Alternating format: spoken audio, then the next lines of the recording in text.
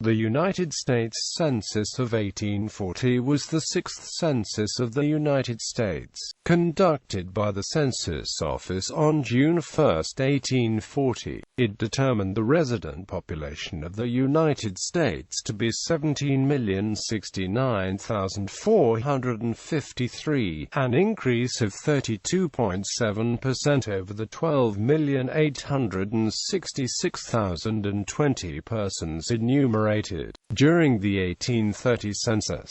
The total population included 2,487,355 slaves. In 1840, the center of population was about 260 miles west of Washington, near Weston, Virginia. Controversy over statistics for mental illness among Northern blacks. The 1840 census was the first that attempted to count Americans who were insane or idiotic. Published results of the census indicated that alarming numbers of black persons living in non-slaveholding states were mentally ill, in striking contrast to the corresponding figures for slaveholding states. Pro-slavery advocates trumpeted the results as evidence of the beneficial effects of slavery and the probable consequences of emancipation. Anti-slavery advocates contended, on the contrary, that the published returns were riddled with errors,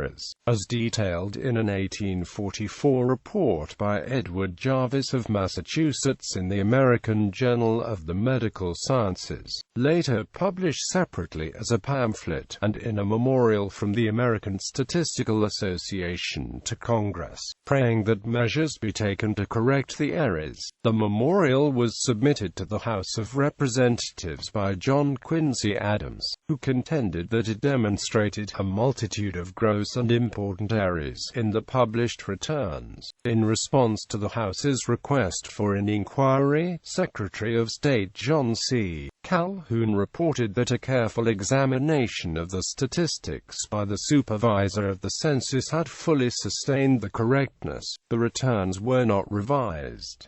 Census questions. The 1840 census asked these questions: name of head of family, address, 100 years and older, number of slaves and free-colored persons in 6 age groups, number of deaf and dumb by race, number of blind by race, number of insane and idiotic in public or private charge by race, number of persons in each family employed in 7 classes of occupation, number of schools and number of scholars, number of white persons over 20 who could not read and write, number of pensioners for revolutionary or military service.